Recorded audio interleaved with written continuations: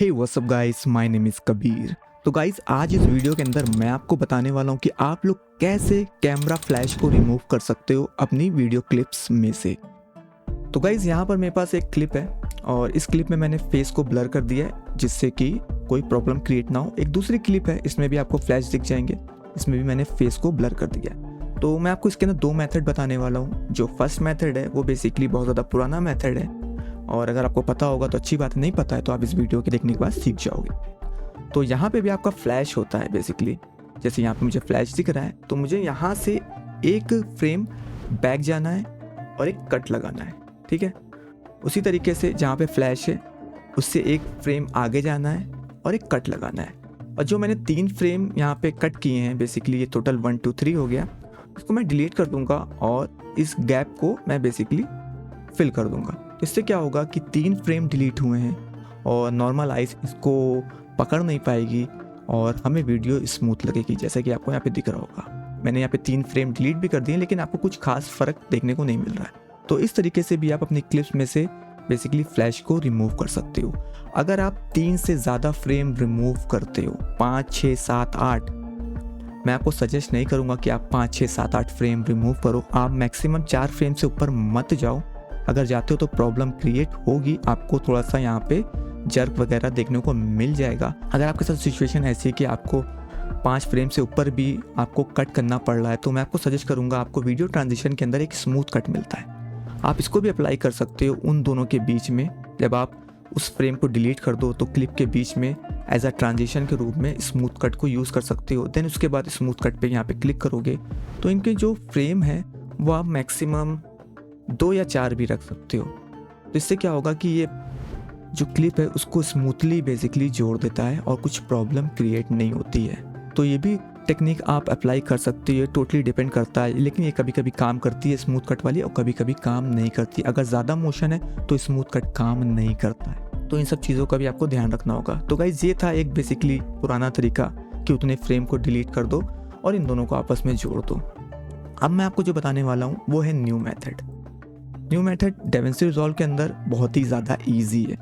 जैसे कि ये मेरे पास ये क्लिप है और मैं आपको सजेस्ट करूँगा कि जितने भी पार्ट में आपको ये बेसिकली फ्लैश दिखता है आप उतने पार्ट को बेसिकली कट कर लिया करो, जिससे कि आपको आगे प्रॉब्लम ना हो। तो मैं डायरेक्टली अप्लाई करके दिखा रहा हूँ, मैं कट नहीं कर रहा हूँ। तो मुझे जाना है अपने ओपन एफेक्ट्स के अंदर, इफेक्ट के अंदर, ओपन एफेक्ट्स के अंदर, और यहाँ सर्च करना है फ्रेम।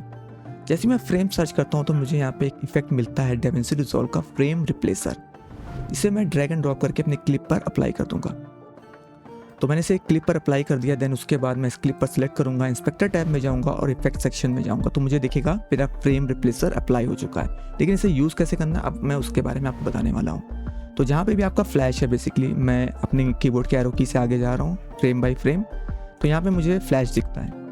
तो मेरा जो बेसिकली आप देख सकते हो यहाँ पर फ्लैश है तो, और यहाँ पर मेरा फ्रेम रिप्लेसर अप्लाई है। तो मैं क्या करूँगा, यहाँ पे आपको चेक बॉक्स दिख रहा है और यहाँ पे लिखा है रिप्लेस दिस फ्रेम, तो मैं सिंपली इसको ऑन कर दूंगा तो आप देखोगे ये फ्लैश गायब हो गया। रिप्लेसमेंट मेथड जो लिखा है वो ब्लेंड है प्रीवियस और नेक्स्ट। ये आप अपने अकॉर्डिंग चेक कर सकते हो कि आपके लिए कौन सा बेस्ट आ रहा है। कभी कभी फ्रॉम प्रीवियस भी बेस्ट आता है, कभी कभी फ्रॉम नेक्स्ट भी बेस्ट आता है और कभी कभी ब्लेंड प्रीवियस और नेक्स्ट भी बेस्ट रिजल्ट देता है। तो आपको ये बेसिकली स्विच करते रहना है कि आपके लिए कौन सा बेस्ट रिजल्ट दे रहा है। इस समय तो मुझे ये बेस्ट रिजल्ट प्रोवाइड करा रहा है। तो ये फ्लैश देखोगे आप कंप्लीटली गायब हो गया। मैं आगे बढ़ूंगा तो यहाँ पे मुझे फ्लैश दिख रहा है एक, तो मैं यहाँ पे गया, इस पर फिर से चेक लगाया तो आप देखोगे फ्लैश रिमूव हो गया। इसी तरीके से आप बड़ी आसानी से अपनी क्लिप में से फ्लैश को रिमूव कर सकते हो। तो आप देखोगे सारे फ्लैश रिमूव हो गए, आपको कोई भी फ्लैश नहीं दिख रहा होगा। और कभी कभी सिचुएशन ऐसी होती है कि आपके सिर्फ एक फ्रेम पर फ्लैश नहीं होता है, आपके 2 से 3 फ्रेम पर कॉन्टिन्यूस फ्लैश की लाइट रहती है। तो उस सिचुएशन में आप क्या करोगे, जैसे कि यहाँ पे बहुत ज़्यादा फ्लैश है, देख रहे हो 2 से 3 फ्रेम पर फ्लैश है, तो मैं क्या करूँगा, सिंपली अपने फ्रेम रिप्लेसर को इस क्लिप पे अप्लाई करूँगा, इंस्पेक्टर टैब में जाऊँगा, इफेक्ट में जाऊँगा और जहाँ भी मेरा फ्लैश है वहाँ पे गया, देखो यहाँ पे फ्लैश आ रहा है तो सिंपली मैंने रिप्लेस दिस फ्रेम को ऑन किया तो फ्लैश चला गया, ये वर्क कर रहा है, ठीक है।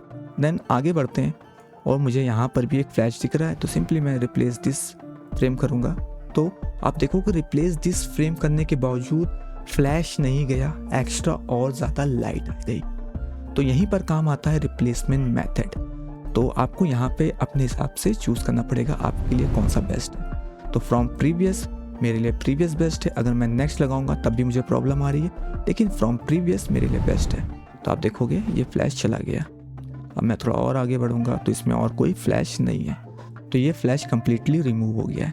तो गाइज़ मैंने आपको यहाँ पर 2 मेथड बताए। जो पहला मेथड था वो काफ़ी ज़्यादा बेसिक था, और जो दूसरा मेथड है वो काफ़ी ज़्यादा ईजी और एडवांस है। तो इस तरीके से आप किसी भी क्लिप में से बेसिकली फ्लैश को रिमूव कर सकते हो DaVinci Resolve के इनबिल्ट इफेक्ट फ्रेम रिप्लेसर से। तो फ्रेम रिप्लेसर जैसा नाम है वैसा ही काम है, और ये कई जगह काम आ सकता है फ्लैश रिमूव करने में, या कोई आपके फ्रेम में कुछ इफेक्ट आया उसको रिप्लेस करने में। तो आप इससे मल्टीपल यूज़ ले सकते हो अपने हिसाब से।